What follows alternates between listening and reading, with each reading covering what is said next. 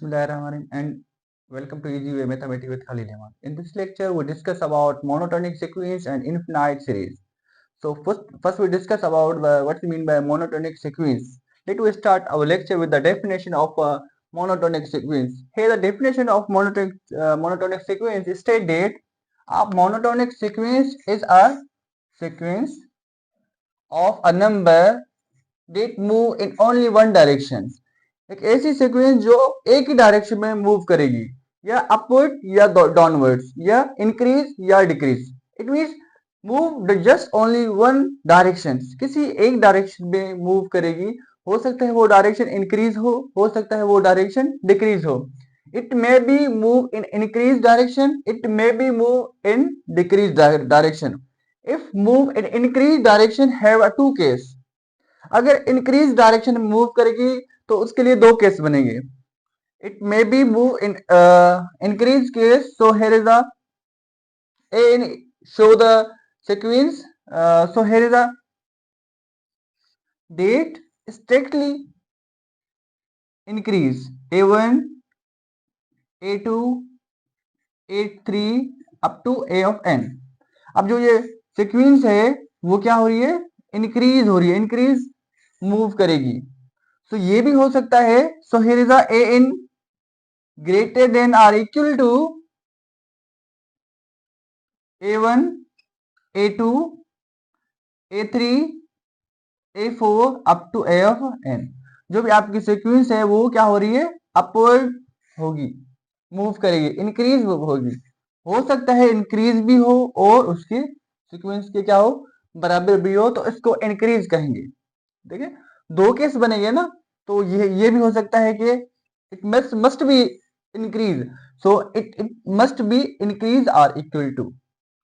तो this case show the increases. This sequence show the increase. Okay, so decrease क्या होगा, same as it is, just direction change कर देंगे this in symbols की. Okay, so here is a n. क्या होगा, जो sequence है वो इससे a1 a2 इससे लेस होगी. ओके, डिक्रीज होगी. सो ये डिक्रीज हो जाएगी अप टू an.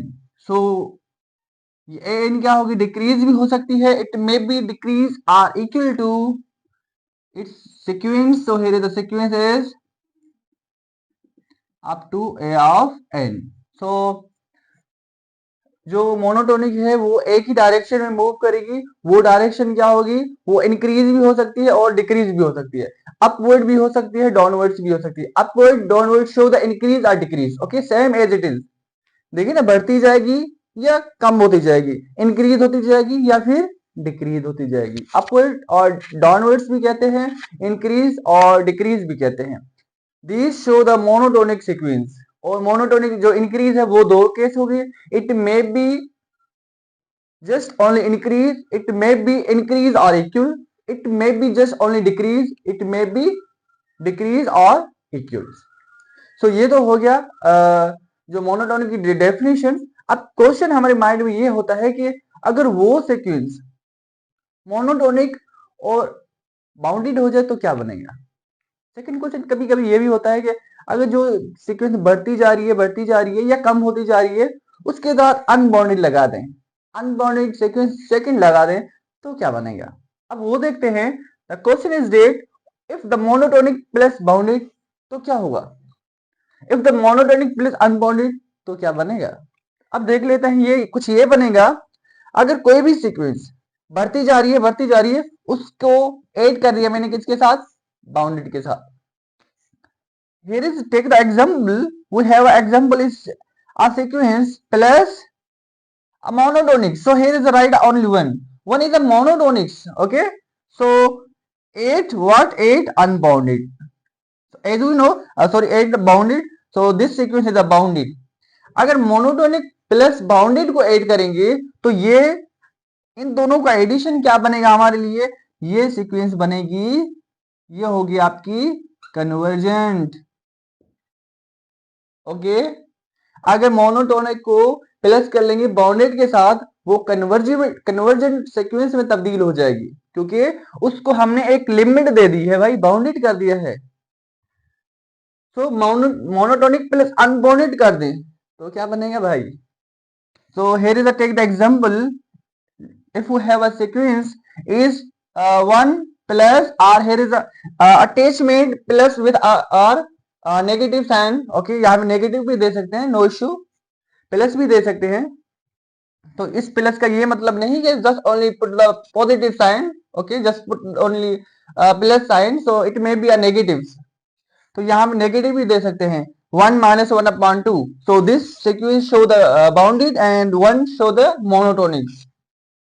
तो 1 plus a, यहाँ पर something right here is yes a of power n, a of power 1, जो अनबाउंडेड हो जाएगी हमारी, ओके। तो अब देखिए 1 प्लस अनबाउंडेड जो ऐड कर दे तो क्या बनेगा? जाहिर सी बात है, ये अनबाउंडेड जो रिजल्ट क्या है, infinite, infinite plus 1 is also infinite plus 1, it means this sequence show what? This sequence show a divergent,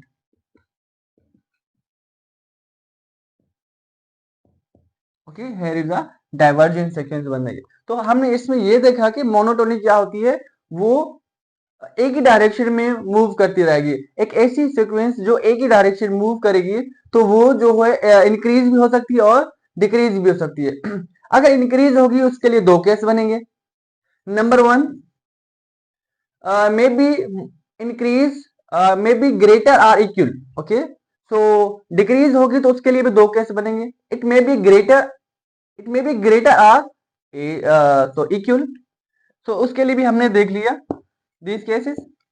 तो एक क्वेश्चन जो हमारे जहन में ये आ रहा था कि अगर मोनोटोनिक के साथ हम बाउंडेड करेंगे तो क्या होगा, और मोनोटोनिक के साथ अनबाउंडेड करेंगे तो क्या बनेगा। तो हमने ये चीज डिस्कस की आज। तो उसके बाद तो फर्दर डिस्कस करते हैं इनफिनाइट सीरीज के ऊपर। सिर्फ हम इनफिनाइट सीरीज के ऊपर डिस्कस करेंगे, उसके बाद infinite convergent, infinite divergent, oscillatory infinite, इसके ऊपर डिस्कस करेंगे और उसके बाद टेस्ट भी करेंगे, वो नेक्स्ट लेक्चर में होगा।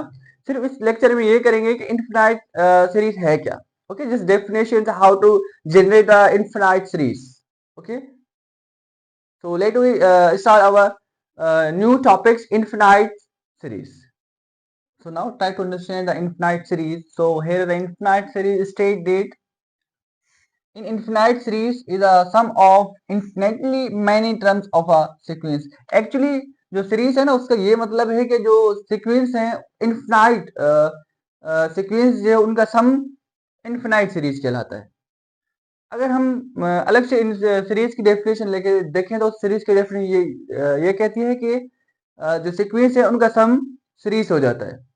तो ये जाहिर सी बात है, ये इनफिनाइट है तो जो सीक्वेंस है इनफिनाइट सीक्वेंस का सम इनफिनाइट सीरीज कहलाएगा। सो here is this one is many terms. देखिए यहाँ पे मेनी टर्म्स हैं, many terms means infinite terms. तो इसको आप इनफिनाइट टर्म भी लिख सकते हैं, मेनी टर्म्स ये सेम ही है। क्या इनफिनाइट टर्म होनी चाहिए? इनका सम होना चाहिए। इनफिनाइट टर्म्स ऑफ सीक्वेंस का जो सम है वो इनफिनाइट सीरीज कहलाता है। तो यहाँ पे एग्जांपल देखिए, ये है हमारे पास एक सीक्वेंस गिवन है a1 a2 a3 a4 a5 up to a of infinite और up to a of n। अगर यहाँ पे n टर्म दे दें तो इसको कुछ इस तरीके से कहेंगे, here is if n term, तो ये थोड़ा सा चेंज हो जाएगा, ये हो जाएगा a1 a2 a3 up to a of n हो जाएगा। अब अगर इसको कन्वर्ट करें, इन दोनों में किसी पे कन्वर्ट कर सकते हैं क्योंकि हम इनफिनाइट सीरीज देखनी है एक्चुअली है क्या। अब करना क्या है, यहाँ पे सम लिखा है तो इसको सम करेंगे क्योंकि जो सीक्वेंस है उसका सम इनफिनाइट जाहिर सी बात है सीरीज कहलाती है, तो इसको सम कर लेते हैं।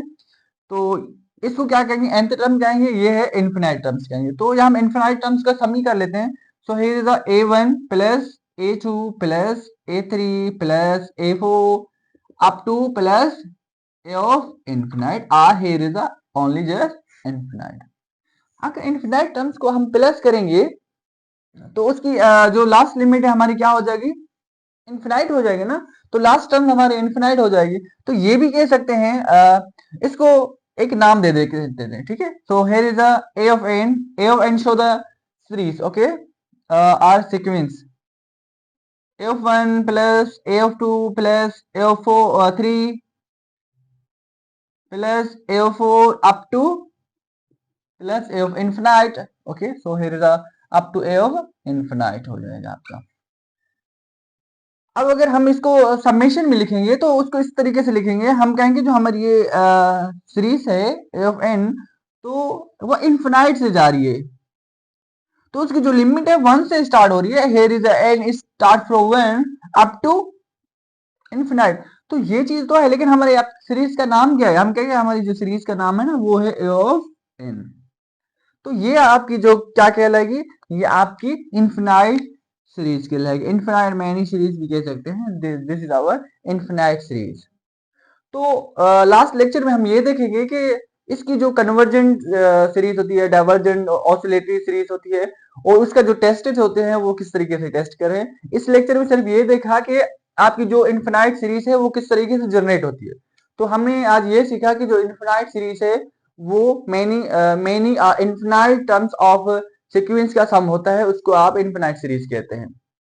If you have any queries you may ask in comment section. तब तक इजाजत दें, अल्लाह हाफिज।